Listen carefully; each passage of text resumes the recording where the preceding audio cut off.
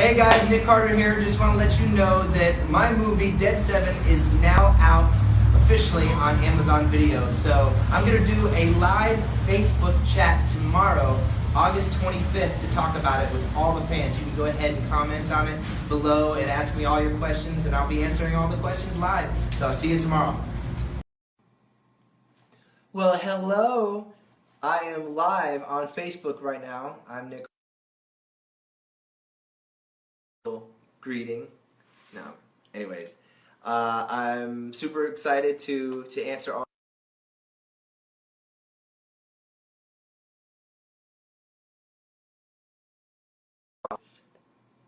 You're good. Did it stop? Nope. You're good. Oh, okay. About the movie that is now. I'm super excited that it's coming out on Amazon. I'm a huge fan of Amazon, and I actually have Prime. And buy all my stuff through Prime. Get literally delivered home for Dead 7. It's a place where you can get the most creative, most interesting things. And now our movie has a home there. And really, really happy about that. So I'm excited for you guys to be able to stream Dead 7, order it, whatever you guys want to do at Amazon. So I'm ready for your questions. We have a bunch that were actually taken earlier, and I'm going to go ahead and answer them as best that I can. Okay, so here we go. First question. Tiffany from Twitter asks, what and or who inspired you to make Dead 7? Well, Tiffany from Twitter, I just want to say thank you for your question. And what inspired me to make Dead 7 was a desire and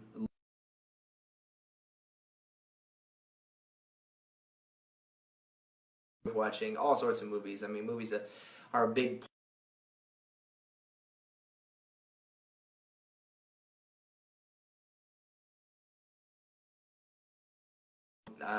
when I started the Backstreet Boys, I started at a really young age. I was about maybe 11 or 12 years old, and actually right before I joined the Backstreet Boys, I was doing acting as well. So I had to, at that point, kind of put my acting career on hold, and I became a singer. So that's when I started doing Backstreet Boys music and touring and everything. And then later on, I was experience and starting to have some time. Why not go ahead and try to create? Dead 7 became a new project that was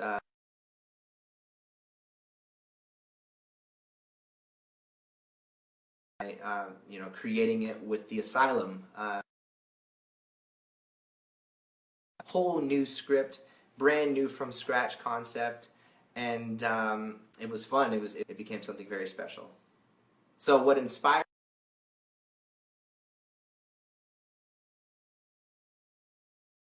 want to be in a specific genre of a movie?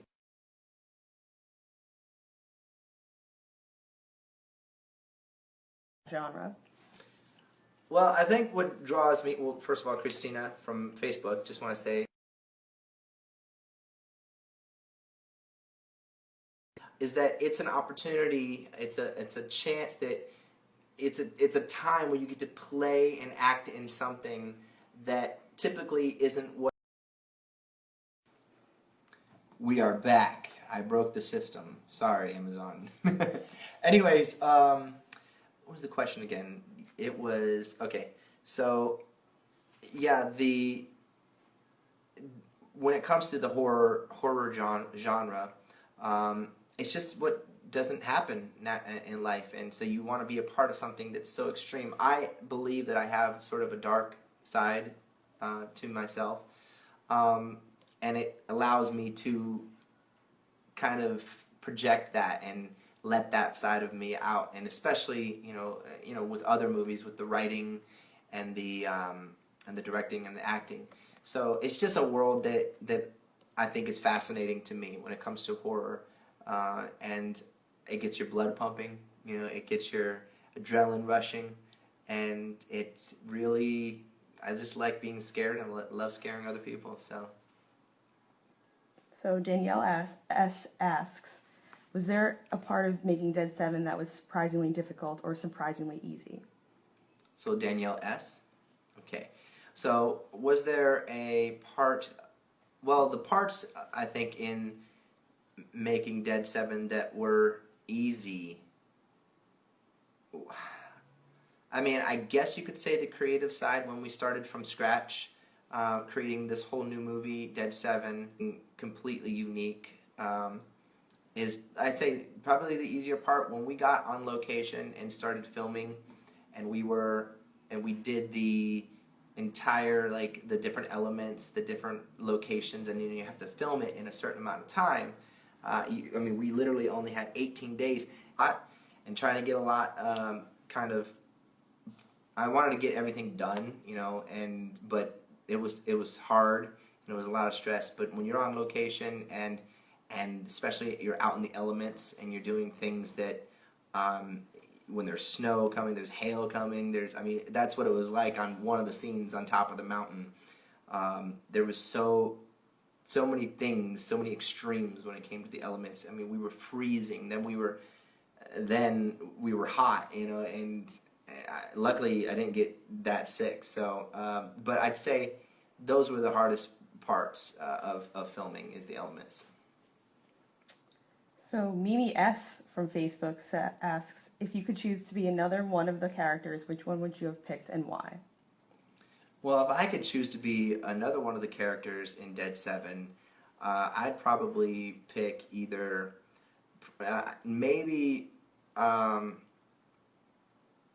probably Komodo. It's funny because I had just did a Comic-Con, and I met up with Stan Lee, who's actually a friend of ours, because I wrote a comic with him.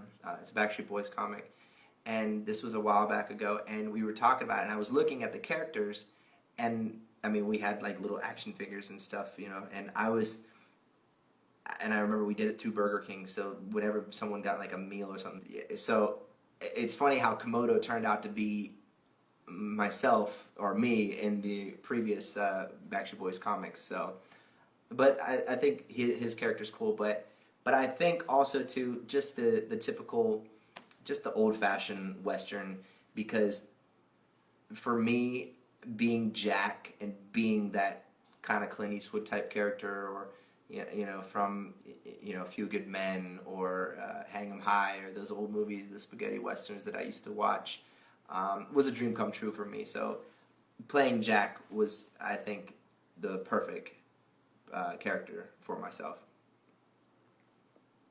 So next question, Sapna S. from Facebook asks, what was your favorite scene? So Sapna S, my favorite scene from the movie, let me think, probably, trying to think.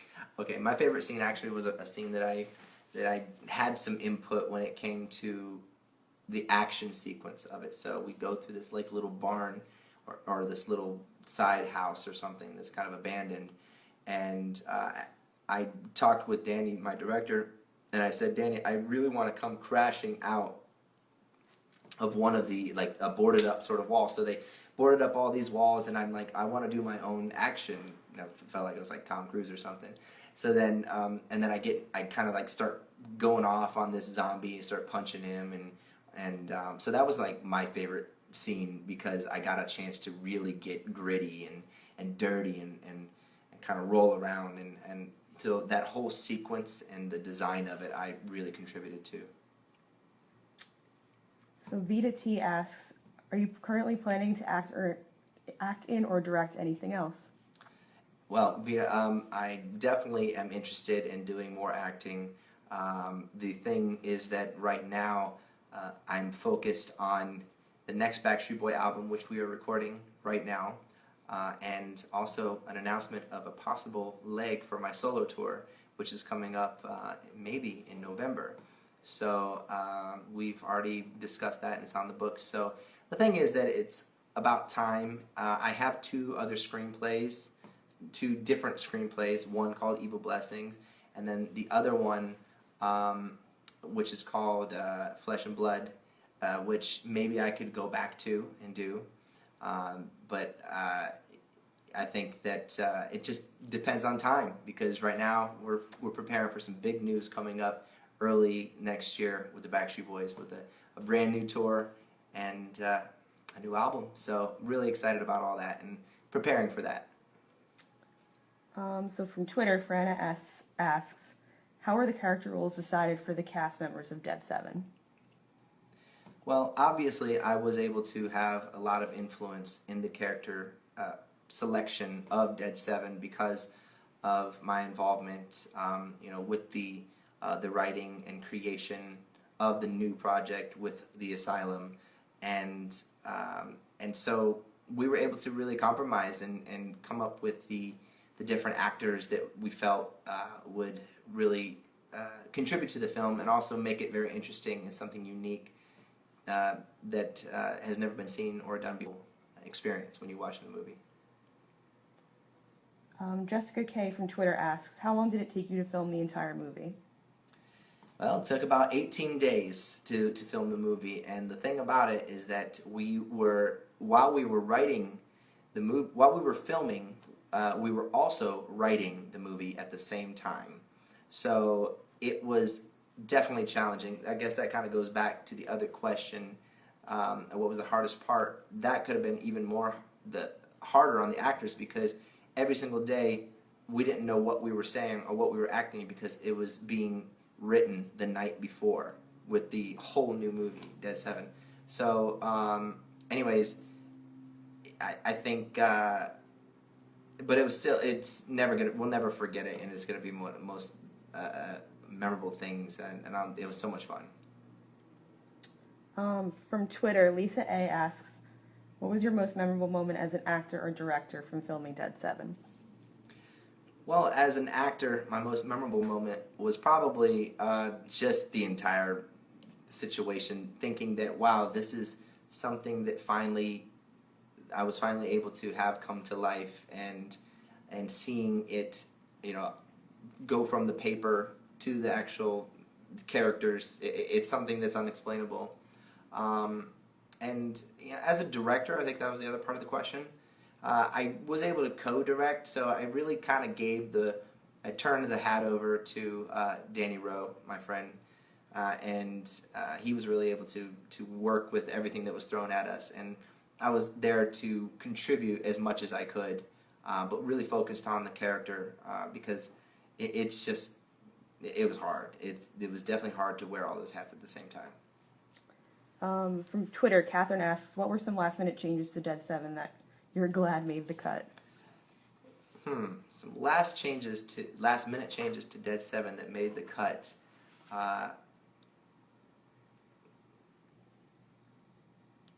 was a lot of moments. Well, actually, now that I think about it, the end of the movie, the last-minute change that I could really think that made the cut that was important was the girl that bit me on the ankle, and nobody knew how to resolve the ending or make something happen that was climactic enough, I think.